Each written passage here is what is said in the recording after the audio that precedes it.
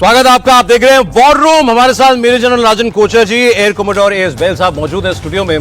पाकिस्तान के खिलाफ अमेरिका अब खुलकर भारत के समर्थन में आ गया है।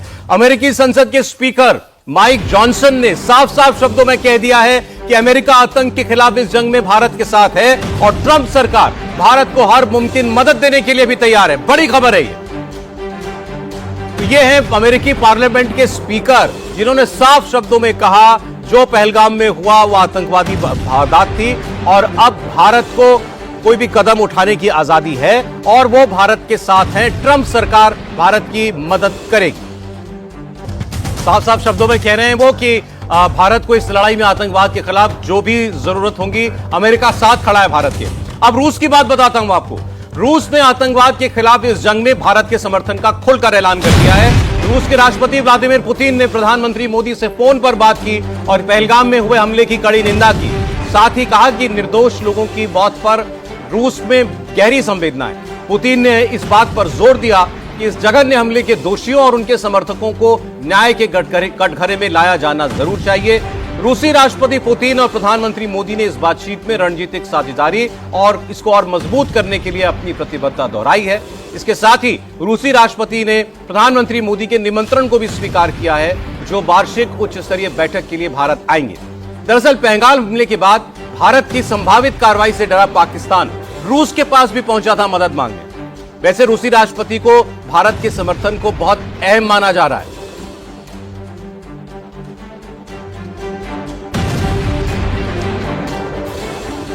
और पाकिस्तान क्या कर रहा है? वो एटॉमिक बम की जंग की धमकी दे रहा है पाकिस्तान को। साथ ही भारत पर झूठे आरोप भी लगा रहा है। पाकिस्तान के 4 टुकड़े होने की कगार पर है वो देश। इसलिए अब पाकिस्तान के रक्षा मंत्री ख्वाजा आसिफ भारत पर झूठे इल्जाम लगा रहे हैं। उन्होंने कहा कि बलोच लिबरेशन आर्मी और ये टीटीपी ये जो तालिबान है भारत दरअसल इनके पीछे है और प्रॉक्सी वॉर करवा रहा है। ख्वाजा आसिफ रक्षा मंत्री हैं। पाकिस्तान को जरूर चिंता करनी चाहिए अपने भविष्य की कि ऐसे उनके नेता हैं। ये कह रहे हैं किराए के लोग हैं, बीएलए वाले, बलोच लिबरेशन आर्मी वाले किराए के लिए कुछ भी कर सकते हैं। किराए के लिए वो सुसाइड बॉम्बर बन के पाकिस्तान की आर्मी के साथ जाकर उसके ऊपर हमला कर सकता है, अपनी जान दे सकता है। शर्मनाक बात कह रहे हैं। इनके जुल्म के सताए हुए लोग हैं बलोच लोग जो अब इनसे लड़ाई लड़ रहे हैं। देखिए बिल्कुल सही कह रहे हैं सौरभ। ये देन कब की है? ये देन है ब्रिटिश टाइम्स की। तब से ये डिस्कशन चल रहा है कि बलूचिस्तान होना चाहिए और पश्तूनिस्तान भी होना चाहिए। और जहां पे 2 जगह जो लड़ाई चल रही है वो बलूचिस्तान में अकबर बुख्ती को किसने मारा था 2006 में? हमने तो नहीं मारा था, आपने मारा था। इसी वजह से ये और इंटेंसिफाई हो गया था।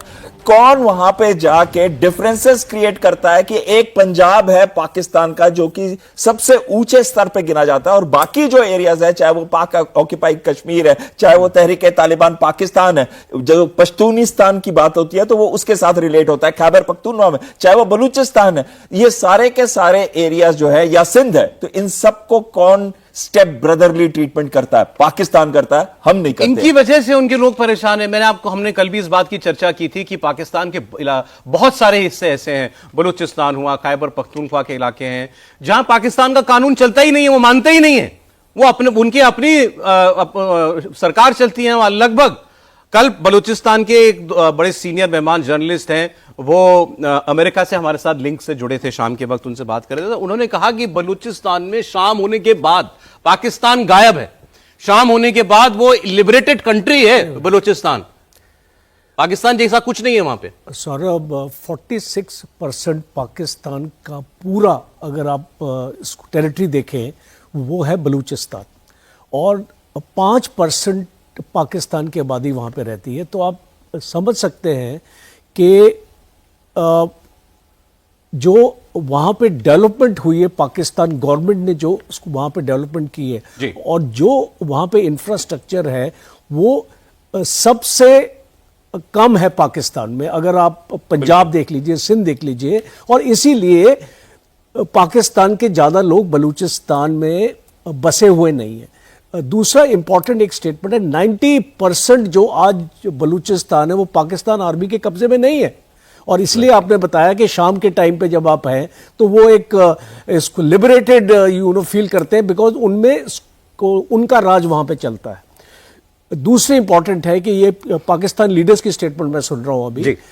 आपने इसको देखा कि आज मॉर्निंग में जब एक क्लोज डोर मीटिंग हुई थी यूनाइटेड नेशन सिक्योरिटी काउंसिल में, वहां पे फॉल्स फ्लैग ऑपरेशन का जिक्र हुआ था।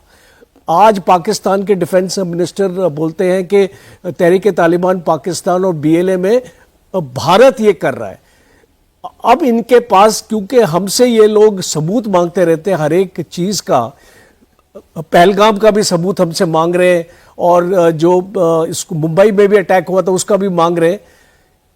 आपके पास क्या है सबूत के इसमें भारत का हाथ है? क्या आपने इसको यूनाइटेड नेशंस में कोई डोजियर पेश किया है कि इंडिया का ये फॉल्स फ्लैग ऑपरेशन था? और आपके जो DG ISPR 4 दिन पहले अपने एक कॉन्फ्रेंस ली और बताते हैं कि इसमें 2 इंडियन आर्मी के जवान और ऑफिसर्स हैं जो इन्वॉल्व है कुछ टेररिज्म एक्टिविटी में पाकिस्तान के, बेसलेस, टोटली बेसलेस। और उसका एक इस काउंटर दिया है एक इसको साइबर एक्सपर्ट ने इसको भारत से, और हर एक पॉइंट पाकिस्तान का जो DG ISPR वहां पे दे रहा था उसको झूठा साबित किया। बिल्कुल, बिल्कुल। तो आप इसकी क्रेडिबिलिटी देखिए। जरा भारतीय नौसेना के बारे में भी एक खबर जान लीजिए।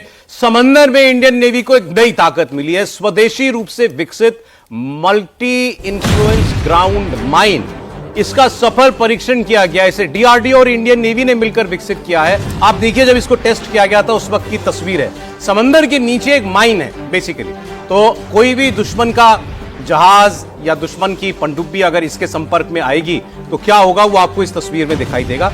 ये देखिए, जबरदस्त धमाका होगा जमीन के, माफ कीजिएगा, पानी के अंदर। इसे भारत डायनेमिक्स लिमिटेड विशाखापट्टनम और Apollo micro systems limited Hyderabad, इन 2 संस्थानों ने मिलकर इसको डेवलप किया और रक्षा क्षेत्र की एक बहुत बड़ी कामयाबी है। यह माइन पानी के नीचे के खतरों से निपटने में नौसेना की ताकत बढ़ाएगी और बहुत जल्द इसे इंडियन नेवी में इंडक्ट किया जाएगा। बिल्कुल। और ये माइन क्या करती है, ये अगर हमारे अपने पोर्ट्स हैं या वाइटल एरियाज हैं, उनको अगर हमको प्रोटेक्ट करना है, और हम हर जगह पे तो अपने हर नेवल एलिमेंट नहीं लगा सकते, तो हम माइंस का इस्तेमाल करते हैं और उन एरियाज को माइन कर देते हैं जहां से पाकिस्तान की थ्रेट आने की उम्मीद होती है। दूसरी चीज है, हम दूसरे के दुश्मन के भी जो पोर्ट्स हैं या वो एरियाज हैं, तो अगर युद्ध होता है तो हम वहां पे भी माइन कर देते हैं ताकि वो टोटली कट ऑफ हो जाए। एनिमी टेरिटरी में भी माइन लगा देते हैं। बिल्कुल, एनिमी टेरिटरी के पास लगाते हैं, बिल्कुल उसके अंदर नहीं लगाते। लेकिन उसके जो पोर्ट्स हैं या कमर्शियल एस्टैब्लिशमेंट्स हैं या जो वाइटल एरियाज हैं उसके पास भी लगा सकते हैं, ये हमारी क्षमता है। और जब हम ये लगाते हैं तो हम ट्रेड को भी कट ऑफ कर सकते हैं, वहां पे कमर्शियल आएगी नहीं। ये युद्ध के दौरान है, हम नॉर्मली नहीं लगा सकते इंटरनेशनल वाटर्स में, ना इंटरनेशनल वाटर्स में लगा सकते हैं ना कहीं भी लगा सकते हैं। आपने यही माइंस अगर वहां बिछा दिए उनके मतलब अपने मैरीटाइम बाउंड्री के आसपास भी, तो वहां से जहाज, इंटरनेशनल जहाज आने से कतराएंगे। बिल्कुल, कौन जाएगा पाकिस्तान? एग्जैक्टली। तो अगर हमको कोई एरिया पे माइन डिप्लॉय करनी है तो इसका, जैसे हम एयरफोर्स में नोटैम निकालते हैं, तो इसका भी हमें एक नोटिस निकालना पड़ता है और बताना पड़ता है कि अवॉइड करें इंटरनेशनल कमर्शियल एस्टैब्लिशमेंट्स, इसको यहां से जाने नहीं। एक चीज और, ये 2 चीजों के अगेंस्ट होती है, ये शिप्स के भी अगेंस्ट होती है और सबमरीन्स के भी अगेंस्ट होती है। तो इसका इतना बड़ा इफेक्ट होता है कि ये डिनाई करती है एक एरिया को being attacked by the enemy. और ये कॉमन वेपन नहीं है सर, मतलब जैसे तो हमने डेवलप किया है इसको, तो it is not that common कि किसी के भी पास हो। नहीं, ये हर नेवी के पास होता है और हर जगह पे होता है, पूरे विश्व में हर नेवी के पास होता है। बट एक इसका एक इंपॉर्टेंट पर्सपेक्टिव मैं यहाँ पे लाना चाहता हूँ। आज की जो वॉरफेयर है मैरीटाइम में, उसमें UAV भी अंडर वाटर इस्तेमाल हो रहे हैं। हम जैसे ड्रोन्स हम देखते हैं कि वो हवाई हमले में इस्तेमाल होते हैं, आजकल ड्रोन्स अंडर वाटर भी इस्तेमाल हो रहे हैं। तो ये एक नया थ्रेट है और इसीलिए ये माइंस बहुत इफेक्टिव रहती हैं, क्योंकि कोई भी अगर पाकिस्तान भी यूज करता है अंडर वाटर ड्रोन, क्योंकि पाकिस्तान के पास शायद चाइना उसको पाकिस्तान को दे पाएगा ये, क्योंकि पाकिस्तान के पास अपने पास तो नहीं है ये, उसको टर्की भी दे सकता है, चाइना भी दे सकता है, क्योंकि दोनों के पास ये क्षमता है। बिल्कुल बिल्कुल। और जनरल साहब जो बता रहे हैं, हमारी सी के अंदर, इंडियन ओशन के अंदर उन्होंने ये अंडर वाटर ड्रोन्स का इस्तेमाल किया चीन ने, और चीन की कई शिप्स हैं जो हमारे इंडियन ओशन में हमेशा प्रेजेंट रहती हैं। ओके, एक और खबर आपको मैं देता हूं, एक तस्वीर आपको दिखाता हूं, इसमें आपको पाकिस्तान का डर जो है वो दिखाई देगा। पाकिस्तान आर्मी ने राशन स्टॉक करना शुरू कर दिया है। पाकिस्तान को यह खतरा है कि भारत कभी भी उस पर हमला कर देगा। तो ये तस्वीरें आप देखिए, मुजफ्फराबाद POK की तस्वीर है। यहां पाकिस्तान की सेना युद्ध की आहट से ही अपने राशन के गोदाम भरने लगी है। साथ साथ एक और खबर बताता हूं, वो तस्वीर हमारे पास हो तो मैं आपको वो दिखाऊंगा।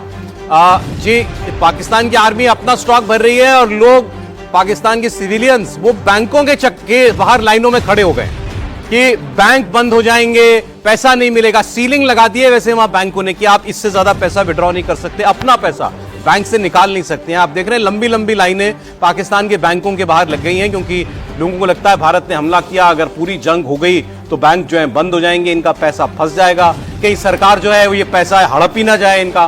तो इस वक्त इस वजह से लोग वहां जो है अपना पैसा निकालने के लिए बड़ी बड़ी तादाद में लंबी लंबी लाइनों में पाकिस्तान के बैंकों के बाहर लगे हुए हैं। और दूसरा जो आप देख रहे हैं, राशन का स्टॉक, खासकर पाक ऑक्यूपाइड कश्मीर के अंदर, वहां पर खाने पीने की चीजें जो हैं वो स्टॉक करने के लिए कह दिया गया है। बिल्कुल, इनके खासकर नॉर्दर्न एरियाज के अंदर गेहूं की इतनी कमी है कि इसके ऊपर स्ट्राइक्स हुए हैं, गेहूं, इलेक्ट्रिसिटी, पावर और सीपेक लैंड के लिए। और दूसरी चीज है, आपको पता ही होगा कि 80% जो इनके बैंक्स हैं वो फॉरेन ओन्ड है और 100% टेलीकॉम फॉरेन ओन्ड है। यहां तक कि टर्मिनल्स है वो भी फॉरेन ओन्ड है जो इनके कराची पोर्ट के अंदर आते हैं। तो इसी वजह से एक डर सा इनको लगा रहता है हमेशा कि कल हमारे पास क्या है, हम तो सब कुछ तो आउटसोर्स कर चुके हैं, अब वो एयरफील्ड्स देना चाहते हैं। सारा देश ही किराए पे दे दिया है इन्होंने। बिल्कुल बिल्कुल। और दूसरा, लुफ्थांसा एयरवेज ने भी, अभी मॉर्निंग की न्यूज है कि ये अपनी फ्लाइट्स पाकिस्तान के ऊपर से बंद कर दी। बहुत सारी इंटरनेशनल एयरलाइंस हैं सर जो पाकिस्तान के ऊपर उड़ी नहीं रही हैं। स्टार्ट हो चुका है, इससे पाकिस्तान की इकोनॉमी भी बहुत इफेक्ट होगी। और एक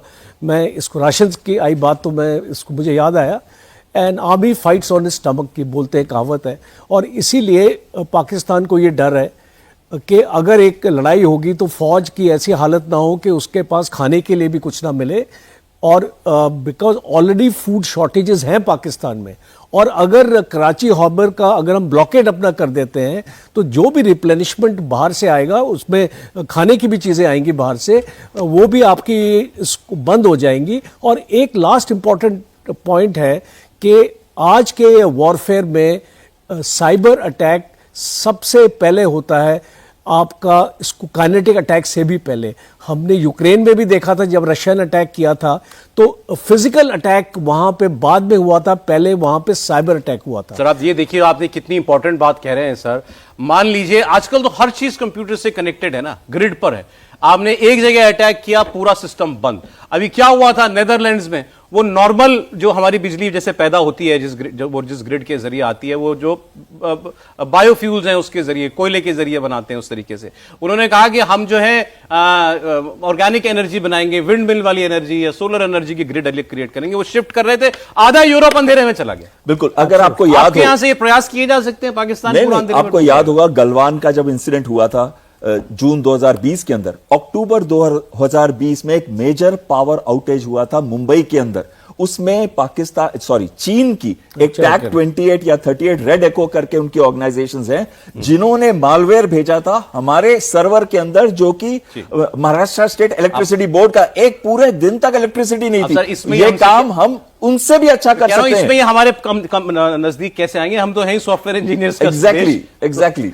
बहुत शुक्रिया कमोडोर बहल साहब, बहुत शुक्रिया जनरल कंट्रोल साहब, कोचर, आप प्रोग्राम में आए।